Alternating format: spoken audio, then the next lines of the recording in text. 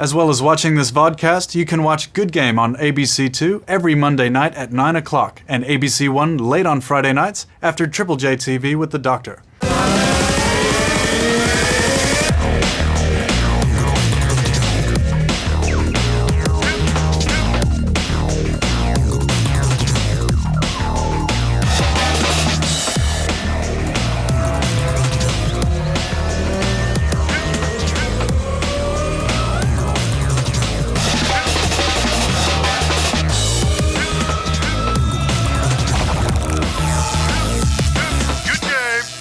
Hello and welcome to Good Game, the show for gamers, by gamers. I'm Junglist. And I'm Bajo.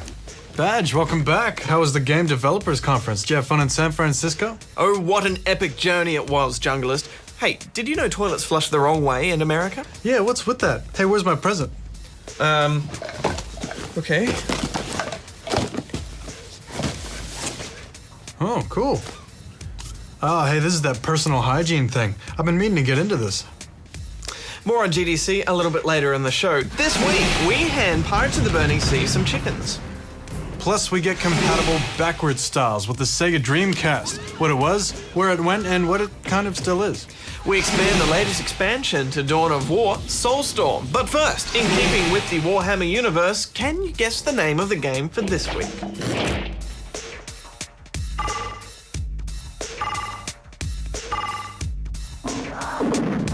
But first, gamer news.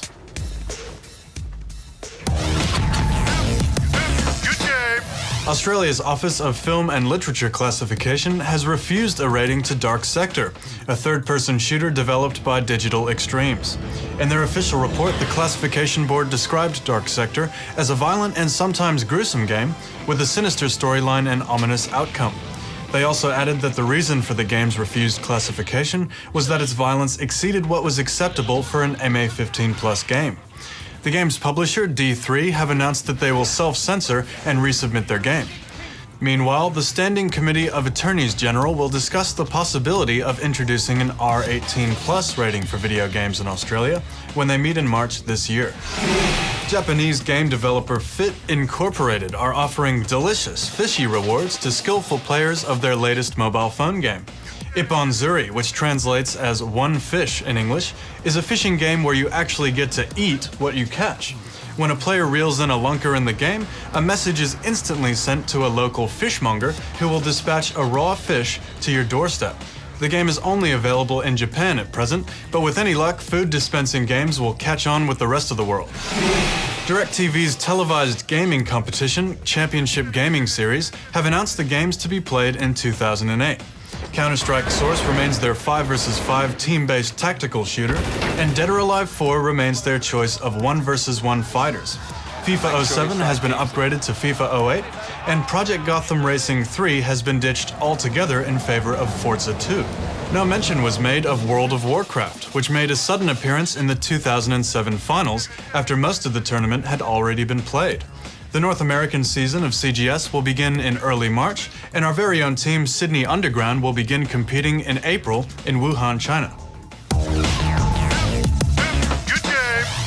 With World of Warcraft exercising a clear dominance over the traditional massive multiplayer online format, it's about time someone tried something a little different. Enter Pirates of the Burning Sea.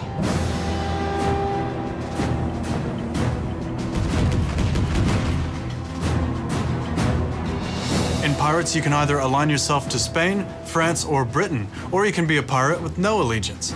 If you do choose a country, though, you can be a privateer, naval officer, or a free trader. Every class has its own benefit, such as pirates can keep ships that they board, and free traders have special options at the auction house. Obviously, pirates are the most popular class, but it doesn't really matter. Later on, you take part in massive battles to decide who owns the ports in the game. But they're not free-for-alls. Randomly, 24 players are selected to take part in these battles, and it evens the odds. There's also some missions you can do beforehand to get an advantage, like destroying the enemy supply lines. There will only be a few thousand people on each server, which means a lot of the people that you see in-game will be real people. But it also gives you a chance to build up a real reputation in the community. An economy where everything is made by the player is a brilliant idea. It means no one can really flood the market or just make their own stuff cheaper. Also, neglected items will be picked up by smart merchants for good cash. Building the biggest ships is a very complicated process where everything has to be crafted, like the masts to the cannonballs. Taking it a little further, you can actually design your own ship sails and flags. Hardcore modeling enthusiasts can even design their own ships, which need to be submitted to a peer review process before being included in the game. The lack of grinding in Pirates is great to see. MMOs by definition are limited in game design by the size of the world and lag.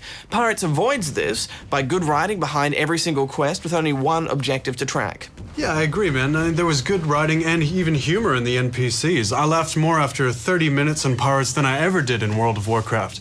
But we did come across quite a few broken quests, and I even got one right at the beginning of the main pirate storyline. And there's plenty of other new ideas in the game too many to mention. How did you find the combat? Fighting takes on two forms in Pirates. There's ship-to-ship and hand-to-hand. Ship-to-ship battles are great fun, they look great, and they're very original. With simple controls but lots of depth, you can choose how hardcore you want to be. If you just want to use the WSD keys to move and the spacebar to shoot, that's fine. But you can take it a little deeper and pay attention to wind direction, which gives you the right speed for your turns. You can even go deeper still, and it turns into a big dogfight with each ship vying for the best position. You can choose to hammer their hull, or you can load up your cannons with knives and forks to decimate their crew before you board them. As fantastic as the ship-to-ship combat is, graphical glitches are constant and sometimes take up as much as 70% of the screen. They don't ruin it at all, and it's a symptom of the game being new. It's still quite annoying, though. If you want to fight other real people in-game, you have to have your PvP flag enabled, so there's no ganking. Now, when it comes to sword fighting, things are looking pretty woeful. NPCs move around fast and things can get crowded. Sometimes the hardest thing about boarding a ship is clicking on the enemy captain. Once the captain's dead, you win. The idea behind hand-to-hand combat was good. You can use preparation moves to lower the enemy's balance and raise your initiative. If you get your initiative high enough and their balance low enough, you can do a finishing move. Or you can just do this. Often you'll find yourself fighting one skilled enemy, which is all about lowering his balance. But even the one-on-ones didn't feel right, as some of the moves don't lower his balance as much as they should, and some are just useless. We found ourselves just abusing one or two abilities for the easy win. Overall, the hand-to-hand fighting in this game is terrible. Now, there's no servers in Australia, but lag isn't really a problem with Pirates. Final thoughts, John? I'm in a bit of a situation here, Badge. I mean, Pirates is a game that's bursting at the seams with good ideas, but it's dragged down with graphical glitches, broken quests, and woeful hand-to-hand combat. Aren't all these things normal for an MMO that's just been released? Yeah, but one of the broken quests was right at the beginning of the main pirate quest chain. Well, there is a patch coming out, and graphical issues and broken quests can be fixed easily.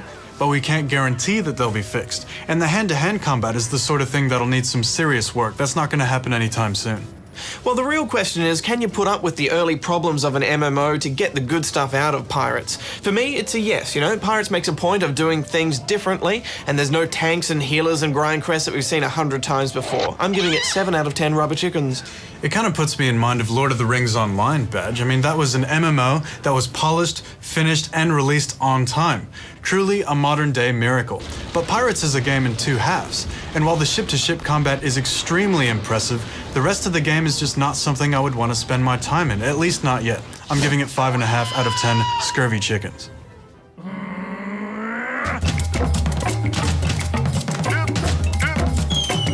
Good game.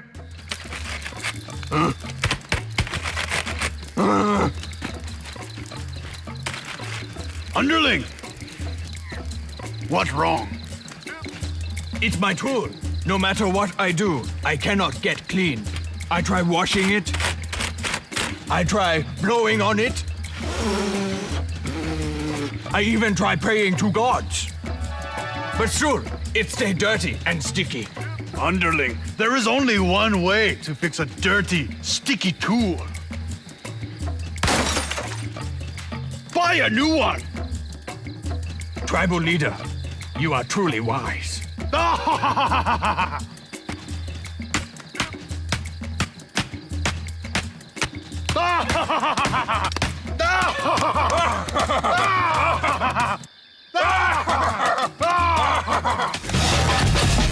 Good game.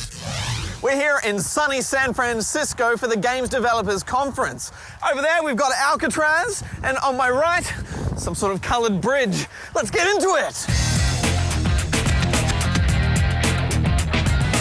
The conference attracts game developers, game design students, and game journalists from around the world. GDC isn't just about showing off the games, it's also about sharing information from university lecturers to independent game developers to lead producers from major companies, all sharing the knowledge. Right behind me, Rob Pardo is about to give a speech on Blizzard's approach to multiplayer game design. We're kind of hoping he slips some information about Lich King, but they're pretty tight-lipped so far. Let's check it out. StarCraft 2, like the first half of development, and probably even beyond that, all we worried about was the multiplayer game. You know, the way I kind of look at it is that once you have a great multiplayer game, you know, you can construct a good single-player game from those pieces, but it's really hard to do the reverse. Inside here is one of the gods of gaming, Sid Meier. Pirates. And maybe it'll embarrass him, but let's start with a round of applause for our guest of honor and Lifetime Achievement Award winner. I would play games like Monopoly or Risk. You know, there's a lot of Risk in Civilization. And then when I got a little older, I would play the kind of hardcore war games, hex-based war games. I believe they call this the Expo Hall. Let's check it out.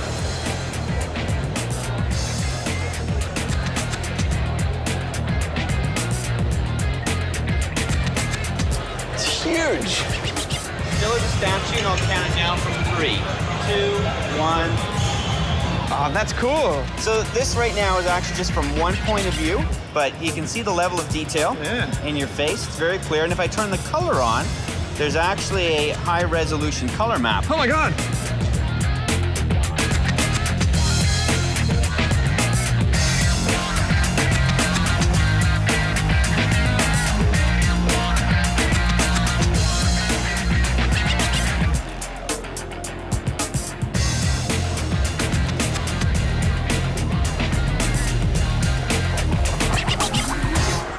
So this is the independent zone where small developers and even single people can make their own games and have it shown. And as you can see, it's pretty popular and there's some really interesting stuff here.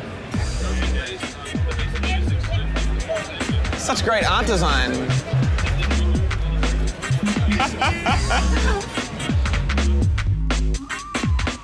This game is Mayhem Intergalactic. It's a turn-based strategy game that I made. I'm here because I entered it into a competition called the Independent Games Festival. I get to see San Francisco, that's pretty cool. Yeah, I've been going to a few lectures and things at the Independent Games Summit yesterday and the day before, so that was good. Is GDC very much a networking kind of, more than a show-off kind of thing? Is it very much lots of deals being made under the table, stuff like that? There's some deals, yeah. A lot of business cards being passed around. It's, yeah, get to meet a lot of people in the industry that I've sort of heard of before, putting names to faces. It's kind of cool. Well, it's feeding time here at GDC. A chance for everyone to sit back and regain some energy. But no one is really touching the apples. For me, like as an artist, you know, I get to go to all the booths, I get to talk to a bunch of developers and see, you know, what kind of jobs are available, what people are up to. I have business cards with me and a website, so, you know, I can hand out my card and see if anyone emails me or, you know, make some contacts. I'm a speaker this year for a Serious Game Summit conference. Well, I was talking about the different companies in France making serious games. Do you get invited here by GDC? Yes, I was. Do they pay you to come out here? No, they didn't, but I had a free pass for everywhere as well. So, Greg, why are you here at GDC? To learn about indie games and games in general, game design. Do you find the information that you're taking away here really good? Yeah, it's awesome. Like, we just came from Rob Pardo's speech about multiplayer game design and took like 5 pages of notes. We spent the past 2 days at the Independent Games Summit, which was just back-to-back awesome talks from indie developers, just really inspiring and a lot of good business info. So, is it a rule to be part of your team you have to have facial hair? So how are you finding GDC this year? It's bigger. It's much bigger, but it's still centered on the game development community, so it's interesting. Some people don't even come to the show floor. They just stay in the bar and do deals all day. I'm looking to find out more about what's going on in PC, what's going on in mobile. Some of the new indie game development I'm particularly excited about. They're actually showing off my game, Welcome to Wilshire Heights, which is a zombie shooter game. So, what's it like trying to show off your work here? Do you have a place where you can show it off? They set up a computer for me to show it off. It's kind of difficult because it's a really difficult game and a lot of people are getting pissed off at it, and I'm like sitting there going, oh, I'm gonna die. I've been hired out to Big World on there to work on the booth, show off what technology that we make and use. I think E3 definitely had a reputation for being a lot more flashy and booth babes everywhere and lots of money being spent. GC's a lot more professional from what I understand. Just people that know what they're talking about, networking, lectures, learning stuff. Well, the conference was great and we're feeling inspired and excited about where the industry is heading. But I am a little bit over the San Francisco weather, so I'm going home.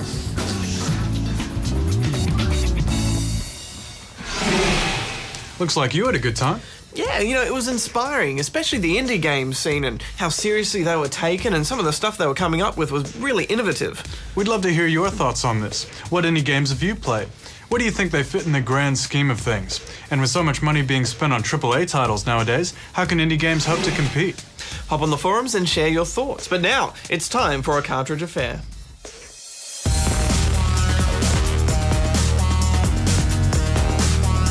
Good evening, viewers. I'm Gavin Hostman, and you're watching A Cartridge Affair.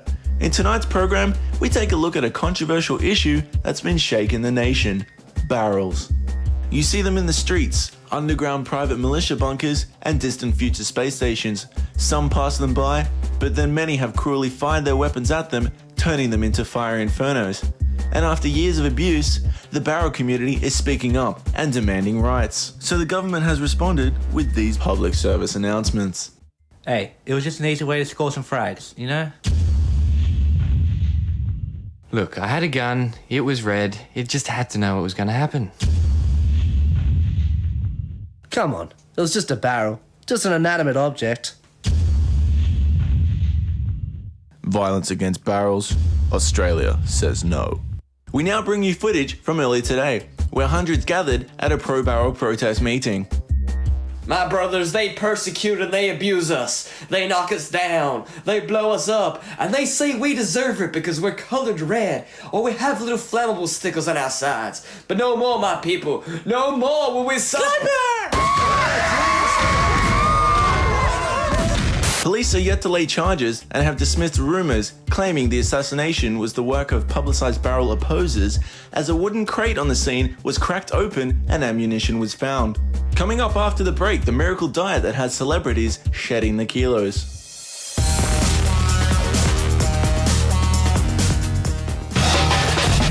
Good game! When we think back on the successes and failures in the history of gaming, there's one console's fate that continues to puzzle us even today. That console was the Sega Dreamcast.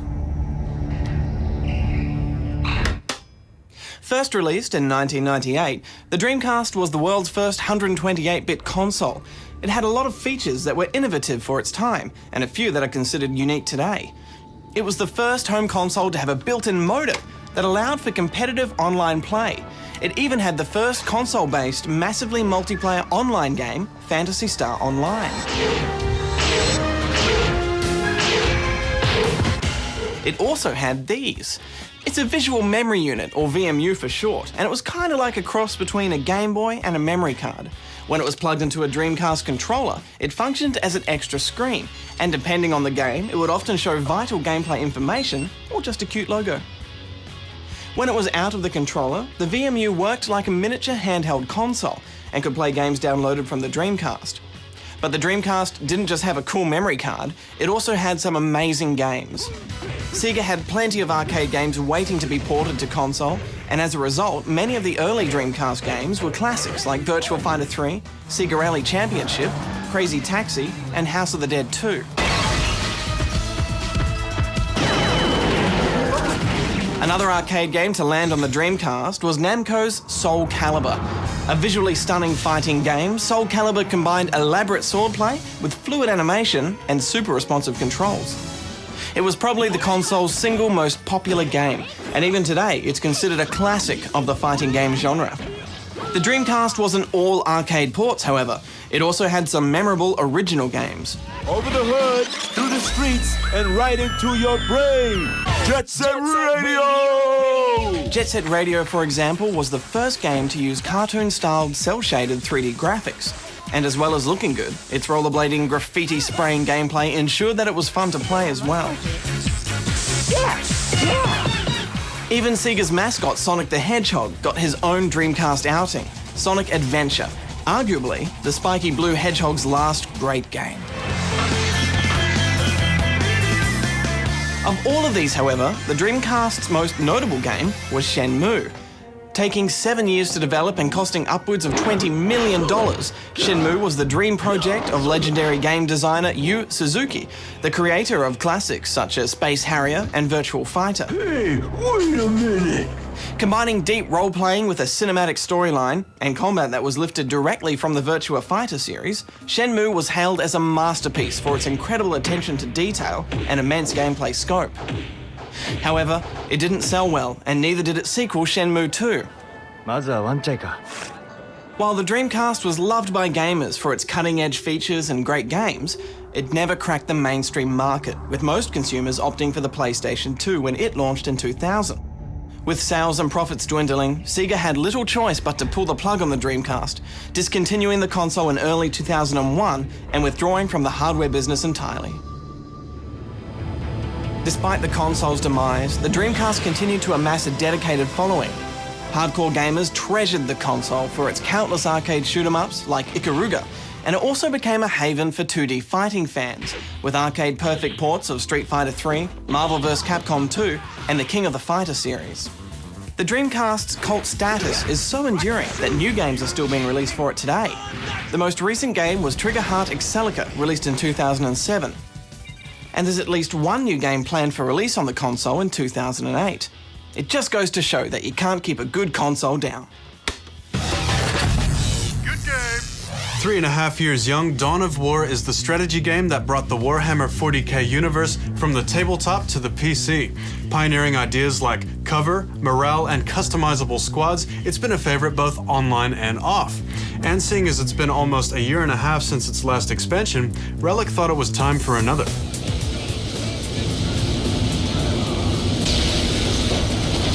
Dawn of War Soulstorm promises to bring 2 new races and also interplanetary combat and air vehicles into the fray. Sadly, these promises are just gimmicks. The interplanetary combat is the same Risk-style mode campaign we saw in the previous version, and the air vehicles, even though they're in air, they have the same place in the counter system as the Land Raider, so basically there's not really much difference in the gameplay. That's right, I mean, you really only even notice they fly on the few maps with lots of mountains on them. Attacking an enemy headquarters in the campaign mode is effectively your boss battle, where you have to deal with constant attacks, troops dropping into the back of your base, massive artillery barrages, and multiple objectives with time limits. It's great, but again, all this was introduced in the last expansion, Dark Crusade. First up for the new races are the Sisters of Battle, religious zealots hell-bent on cleansing the universe from humans, mutants, and aliens alike.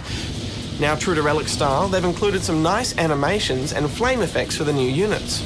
But looking past the cosmetics, the Sisters of Battle play exactly like the main human faction, Space Marines. They do have a new resource called Faith, which is gained by getting units to sit around and pray, but you don't actually need to pay attention to this to win. I don't want to use the word clone here, Badge, but I actually used some of the Space Marine strategies as the Sisters of Battle, and they worked. That was a huge disappointment for me. It means the Sisters of Battle are basically Space Marines with better fashion sense. Thankfully, the second faction is a little bit better. Yes, second up we have the Dark Elder, who play surprisingly like the Elder. However, their resource is a little less gimmicky. They harvest souls from the battle, which they then use for special abilities, such as giving units the ability to see stealth units. Yeah, and that was alright, but there's a hidden neglect here, Badge. While we're being fed these 2 new races that are pretty much copies of old ones, there's still one race from Warhammer 40k Tabletop that isn't in the PC game. Tyranids. Relic, where are the Tyranids? Multiplayer still shines, with online 10-minute matches packing in as much micro and strategy as you could handle. However, the pathfinding still hasn't been fixed, and after 3.5 years, you'd think someone would be onto that. And you still can't zoom out far enough. I mean, it's always touted as a feature in these games that you can zoom right in on the action. No one wants to zoom in, we want to zoom out.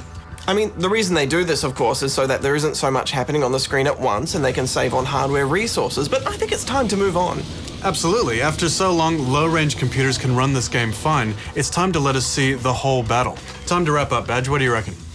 Well, Relic have always been good at balancing their games, and so really the biggest achievement of Soulstorm is maintaining the status quo. Unfortunately, the 2 new races are uninteresting, and the core gameplay hasn't been improved, so I'm giving it 5.5 out of 10 rubber chickens. Dawn of War is a fantastic game. Soulstorm is an ordinary expansion. I'm giving it 5 out of 10 rubber chickens. Dawn of War Soulstorm is a standalone expansion, so you don't need the original to play it. It comes out for PC in a few days. Good game! So did you guess the game for this week? It was Space Hulk for the PC. It came out in 1993 and was one of the first computer games to be based on Games Workshop's Warhammer 40,000 series of tabletop games, Dawn of War being one of the latest, of course. Instead of tiny painted miniatures, you controlled a virtual space marine and had to fight back an invasion of Tyranids in a mix of first-person shooting and real-time strategy gameplay. Tyranids in a game, yeah. Coming up next week, and an almost TV World exclusive, we meet possibly the most famous game designer of all time. He created The Sims, SimCity, Mr. Will Wright. And we put to him that essential question. Ninjas or pirates? Oh, ninjas, definitely. Why? Without a doubt. Well, they're more stylish to begin with. Pirates have the most, just uncoordinated outfits in the world. Ninjas have much cooler weapons, too. They can, how many pirates can throw things? They don't have spears, they have swords. I mean, a ninja can take one down with a shuriken in no time. Plus, pirates are smelly and noisy. And, if I had to live with a pirate or a ninja, I'd pick the ninja any day because they could just, disappear into the background. You can kind of ignore them. Next week, our extensive interview with Mr. Wright, plus turn-based tactics on the DS with Advance Wars, Days of Ruin. Now, for those of you who haven't heard, the Good Game is a project where we'll be working together to get our own game made by a professional game developer. Send in your idea for a game and you could win a game industry mentorship. Competition entries officially open today, so jump on our website for more details. We'll also be running a few stories in the coming weeks that could help you with your idea. Don't forget, you can download any episode of Good Game and also leave us a message on the forums. Until next week, gamers, Barjo out. Junglist out.